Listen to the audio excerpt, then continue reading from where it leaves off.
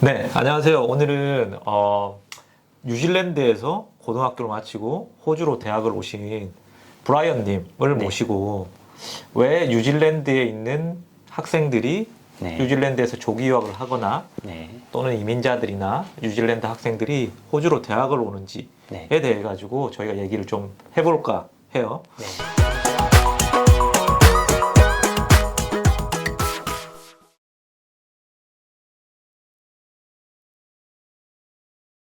그래서 제가 간단하게 첫 번째로 물어보자면은 네. 뉴질랜드에서는 사시는 거예요? 아니면 뭐 이민을 가신 거예요? 유학을 하신 거예요? 뉴질랜드에 이민을 갔었고요. 네네. 이제 제가 고등학교까지 공부하고 음. 이제 대학 때 이제 호주로 넘어왔습니다. 아, 뉴질랜드에서 고등학교 때까지 해. 그러면 뉴질랜드는 이민을 네. 몇 살 때 가신 거예요? 초등학교 3학년 때 갔으니까 만으로는 8살. 만으로 8살? 네. 예, 만으로 8살 때 가서 그러면 고3, 우리나라 고3까지 네. 거기서 학업을 하고 네. 호주 대학으로 오셨는데 호주는 어떤 대학을 졸업하셨죠? 저는 메카리 유니버시티.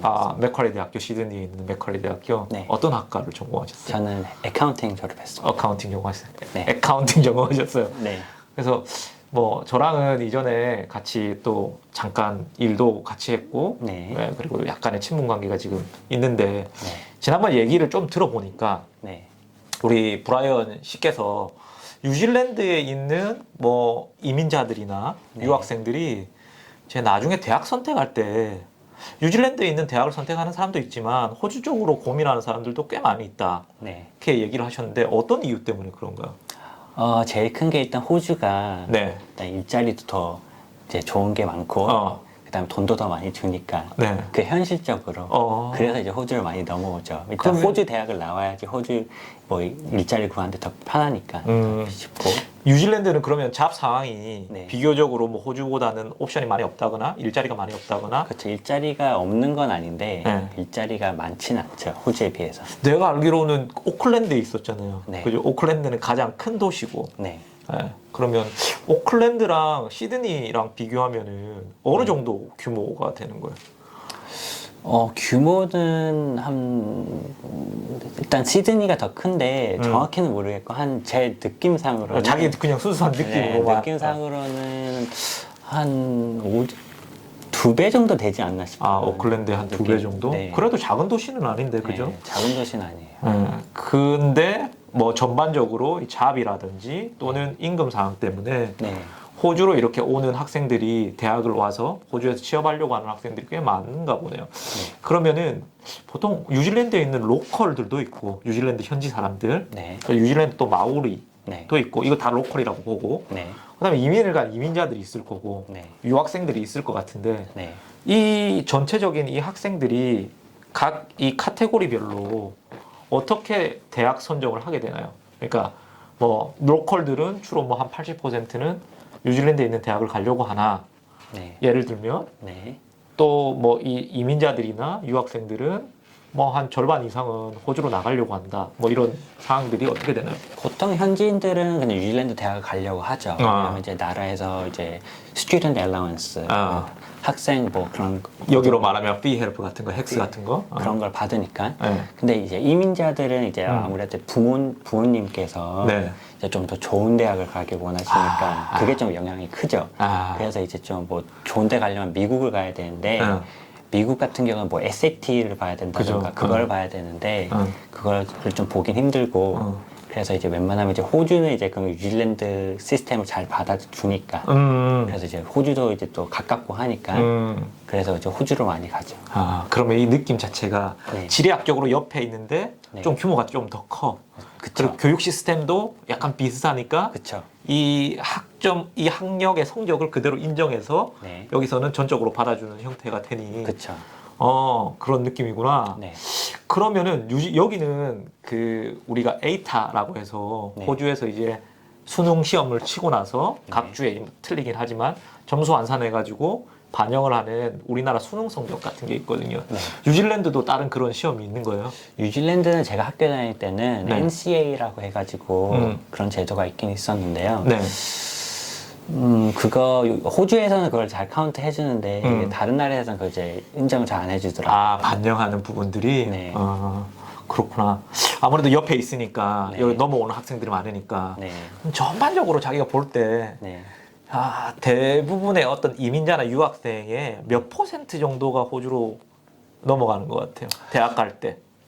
뉴질랜드에서 이민자들 중에서 보통 못해도 절반 이상은 뉴질랜드를 떠난다고 좀 봐야 돼요. 못해도 절반 이상. 이민자들의 자녀들은 네. 그러면은 그 원체 유학생들도 거기 있었을 거 아니에요. 뭐 그쵸. 본인 학교에 많이 없었겠지만 그쵸. 걔네들은 거의 다 다른 나라로 대학 때는 간다 이렇게 봐야 되겠네요. 거의 다는 아니고요. 그래도 절반 이상 정도는. 절반 이상 정도는 네. 요즘엔 또 한국으로 유턴 많이 하고요. 한국으로도 돌아가고 그리고 제일 많이 오는 게 호주죠. 네. 호주 쪽으로 넘어오고. 네.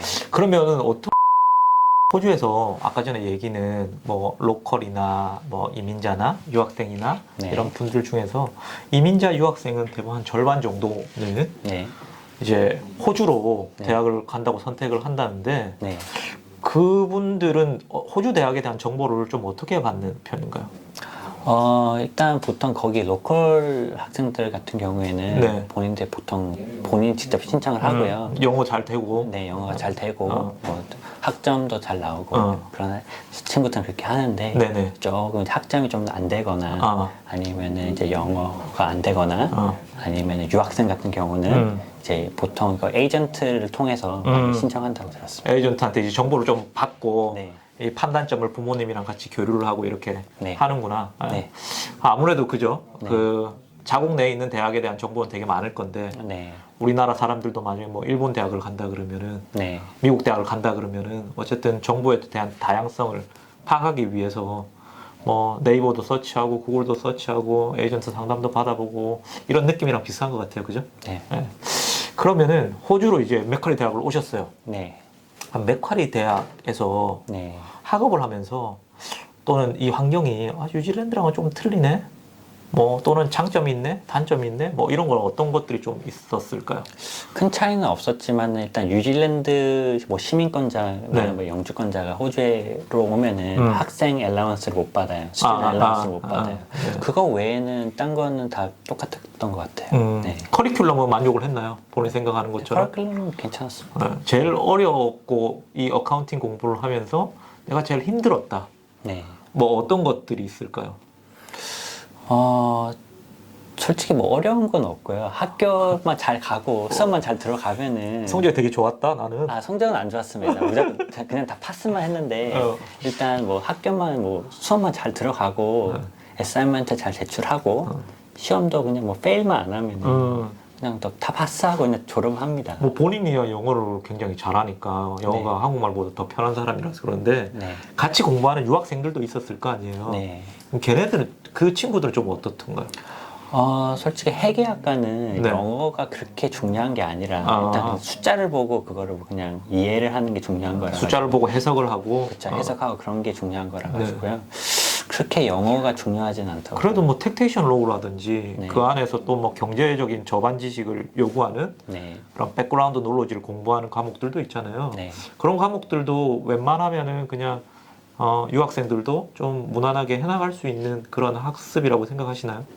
네, 일단 대학을 들어가려면은 일단 유학생 같은 경우는 일단 IELTS나 그 영어 테스트 시험 있잖아요. 네네. 일단 거기에 어느 정도 그 레벨 뭐 6.5 정도? 6.5 뭐 그 정도가 뭐 받아야 되는 걸로 알고 있는데 네. 그 정도만 받고 들어가서 그 정도 영어를 할 수 있다고 하면은 충분히 뭐 어려움은 없다고 생각합니다. 네. 그때는 유학생 친구들도 꽤 많이 있었죠. 네, 많았습니다. 한국 학생들 꽤 많이 다니니까. 네. 그죠? 예. 그렇군요. 학업이 뭐 얘기를 들어보면 그렇게 너무 강해서 네. 스터디 로드가 너무 과부하가 되거나 네. 이런 상황은 아닌 걸로 보여지는데 네. 호주에서 마지막으로 네. 우리가 어카운턴트로서 네. 잡을 이렇게 구하기 위해서 네. 뭔가 팁이라든지 좀 주의해야 될 점이라든지 네. 이런 것도 있을까요?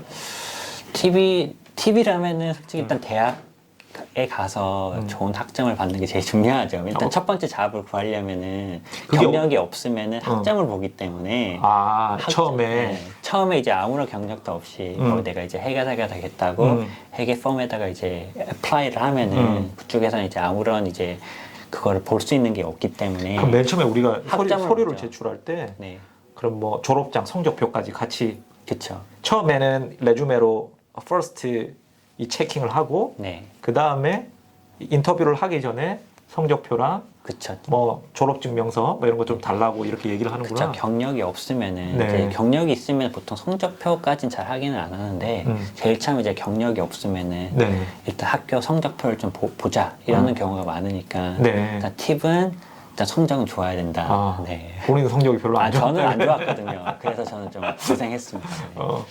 그러면은 보통 이게 회계 쪽에서 네. 일하시는 졸업을 바로 한 친구들이 네. 처음에 한 1, 2년 경력을 쌓기가 좀 힘들다. 네. 그리고 뭐 또 학생의 마음에서 너무 작은 회계 펌은 가고 싶지가 않은 마음도 있을 거고. 그렇죠. 네네. 그렇다고 해서 뭐 퍼스트 티어가 되는 굉장히 좋은 네네. 회계 회사들을 갈 수 있는 사항들은 또 비자적인 부분이나 네. 여러 가지가 안 되니까 네. 약간 이제 뭐 중상이나 중간 정도를 바라보고 있는데 결국은 선택을 하다가 보니까 조금은 작거나 영세한 이 회계 회사에 들어가는 경우들이 꽤 많거든요. 그쵸. 어떻게 생각하세요? 이거를 이런 회사에 작은 회사에도 한 1, 2년을 먼저 쌓는 게 좋은지 네. 아니면 자기가 좀 잘 다듬고 네. 인턴십 같은 것도 해나가면서 네. 좀 좋은 데서 시작을 먼저 하는 게 나은지. 솔직히 말씀하자면 자기 좋은데, 의견이에요. 네, 좋은데 들어가는 게 낫죠. 좀 좋은데- 잘 정리를 해서 네. 성적도 잘 받고. 성적도 관리 잘 하고 좀 큰 회사 인터뷰도 잘 보고 그렇게 해가지고 좀 큰 회사 들어가는 게 좋죠. 근데 이제 그 큰 회사 들어가는 게 쉽지가 않고 큰 회사도 보통 이제 신입 이제 그런 사람들은 잘 안 뽑고 보통 경력이 있는 사람들을 뽑기 때문에 네네. 그래서 이제 작은 회사를 많이 들어가죠 처음에는. 네. 그렇게 캐리어를 쌓으면서 네. 또 뭐 CPA도 받고 네. 준비해가지고 또 다시 이제 캐리어를 좀 더 높여가거나 네. 본인의 어떤 회계 업장을 차리거나 네. 뭐 이런 쪽으로 전환이 그쵸. 되는 부분들이겠죠. 네. 그래서 오늘 이렇게 자리를 해주셔서 네. 너무 감사드리고요. 네. 예, 그리고 너무 뉴질랜드랑 호주로 이렇게 오는 사항들이랑 본인이 겪었던 얘기들을 네. 해주셔서 정말 감사합니다. 네. 네. 감사합니다. 네.